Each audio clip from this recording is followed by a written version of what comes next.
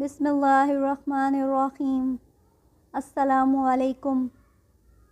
سیرت النبی باب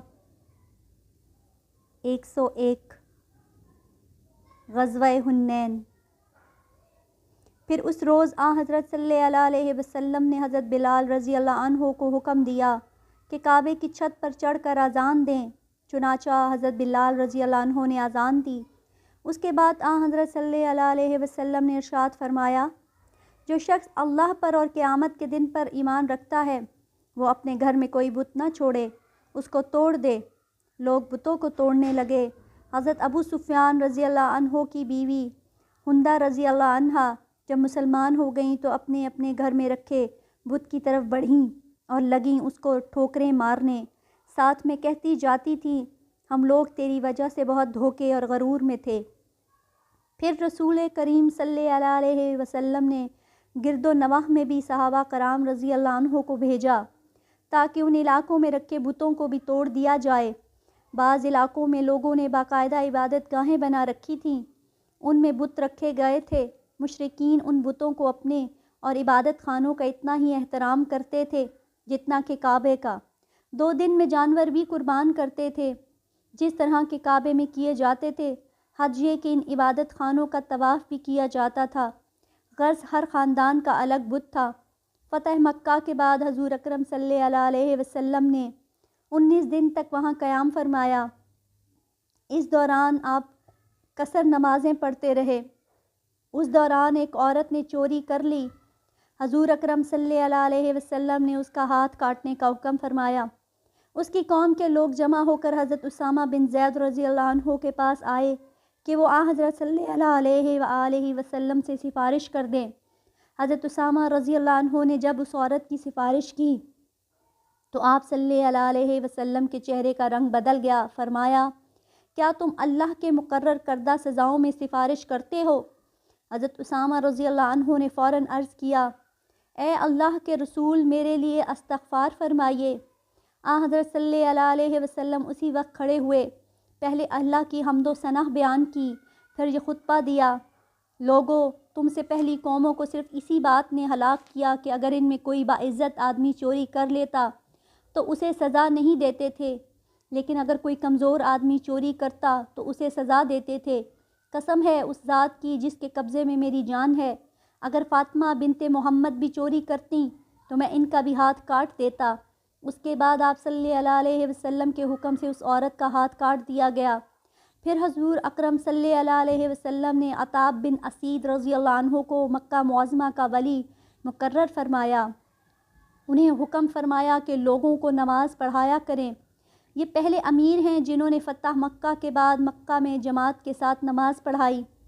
آپ صلی اللہ علیہ وسلم نے حضرت معاذ بن جبل رضی اللہ عنہ کو عتاب بن اسد رضی اللہ عنہ کے پاس چھوڑا تاکہ وہ لوگوں کو حدیث اور فقہ کی تعلیم دیں۔ عتاب بن اسید رضی اللہ عنہ دھوکے بازے اور بے نمازوں پر بہت سخت تھے۔ وہ لوگوں سے کہا کرتے تھے کہ جس کے بارے میں نے سنا کہ وہ بلا وجہ جماعت کی نماز چھوڑتا ہے، میں اسے قتل کر دوں گا۔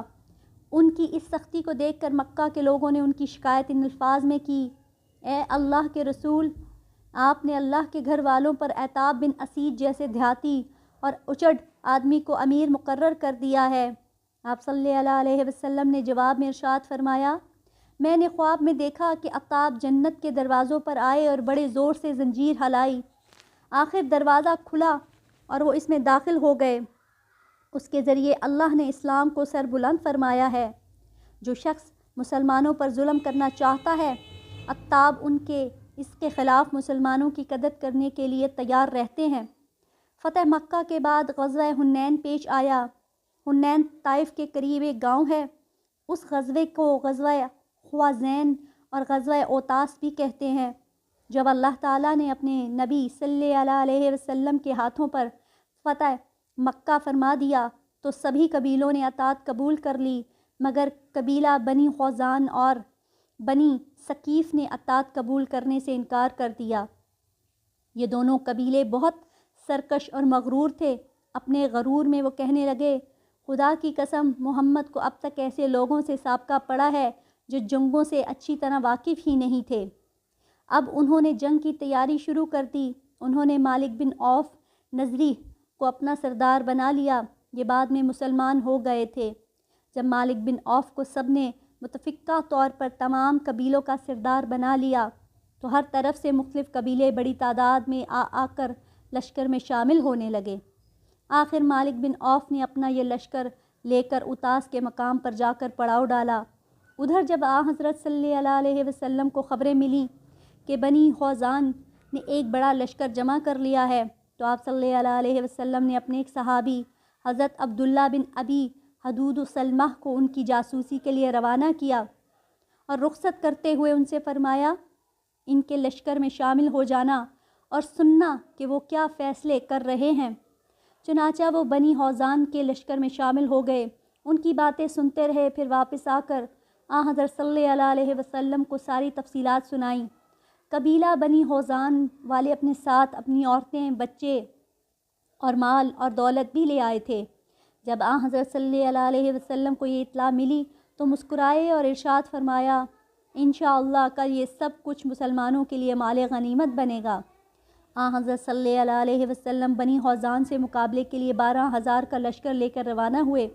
ان میں 2,000 نوجوان مکہ معظمہ اور گرد و نواح کے تھے، باقی 10,000 وہ صحابہ تھے جو آپ صلی اللہ علیہ وسلم کے ساتھ آئے تھے اور جن کے ہاتھ پر اللہ تعالیٰ نے مکہ فتح کرایا تھا۔ جب اسلامی لشکر دشمنوں کے پڑاؤ کے قریب پہنچ گیا تو حضرت صلی اللہ علیہ وسلم نے لشکر کی صف بندی فرمائی، مہاجرین اور انصار میں جھنڈے تقسیم فرمائے۔ مہاجرین کا پرچم آپ نے حضرت علی رضی اللہ عنہ کے سپرد فرمایا، ایک پرچم حضرت سعد بن ابی وقاص رضی اللہ عنہ کو اور ایک حضرت عمر رضی اللہ عنہ کو بھی عنایت فرمایا۔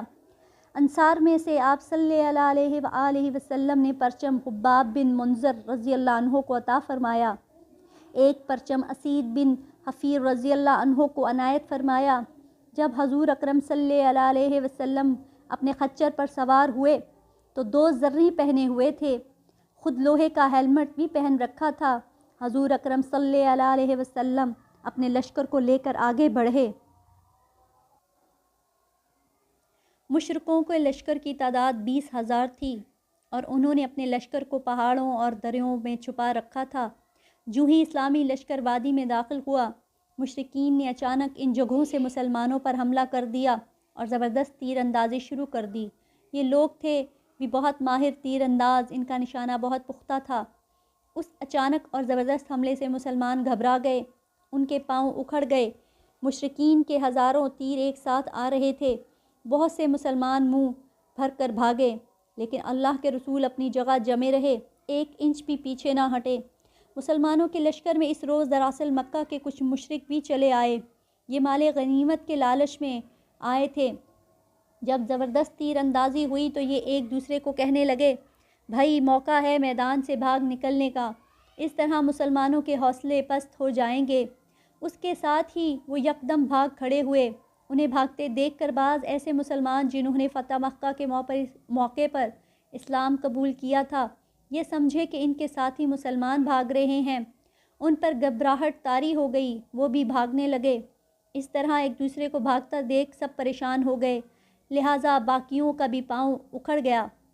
حضرت صلی اللہ علیہ وسلم کے آس پاس صرف چند صحابہ رہ گئے، ان میں حضرت ابو بکر، حضرت عمر، حضرت علی، حضرت عباس، ان کے بیٹے حضرت فضل، ربی بن حارث اور حضرت صلی اللہ علیہ وآلہ وسلم کے چچا زاد بھائی ابو سفیان بن حارث رضی اللہ عنہ شامل تھے۔ ان کے علاوہ 90 کے قریب اور صحابہ تھے، گویا آپ کے آس پاس صرف 100 کے قریب صحابہ رہ گئے۔ حضور اکرم صلی اللہ علیہ وسلم اس وقت فرما رہے تھے، میں اللہ کا رسول ہوں، میں محمد بن عبداللہ ہوں، میں اللہ کا بندہ اور اس کا رسول ہوں۔ اس کے ساتھ آپ صلی اللہ علیہ وسلم نے حضرت عباس رضی اللہ عنہ سے فرمایا، عباس لوگوں کو پکارو اور کہو اے گروہ انصار اور بیت رضوان والو، اے مجاہرین۔ حضرت عباس رضی اللہ عنہ بلند آواز میں پکارے، مسلمانوں کو بلایا۔ جو مسلمان حضور اکرم صلی اللہ علیہ وسلم کے گرد جمع تھے انہوں نے کافروں پر زبردست حملہ کر دیا۔ ادھر آپ صلی اللہ علیہ وسلم نے کنکریوں کی ایک مٹھی اٹھائی اور کافروں کی طرف پھینک دی، ساتھ میں فرمایا، یہ چہرے بگڑ جائیں۔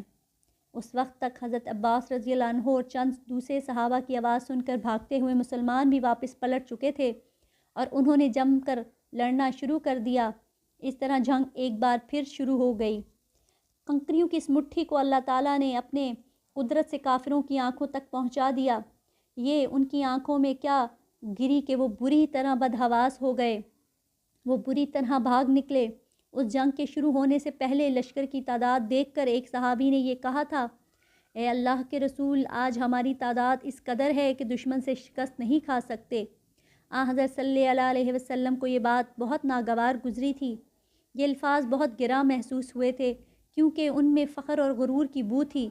اللہ تعالیٰ کے نزدیک بھی یہ جملہ ناپسندیدہ تھا۔ شاید اسی لیے شروع میں مسلمانوں نے شکست ہوئی تھی، لیکن پھر اللہ نے کرم فرمایا اور مسلمانوں کے قدم جم گئے۔ پھر جب مشرکوں کو شکست ہوئی تو وہ بری طرح بھاگ تو حضرت صلی اللہ علیہ وسلم نے حکم فرمایا جو مشرک ہاتھ لگے اسے قتل کر دیا جائے۔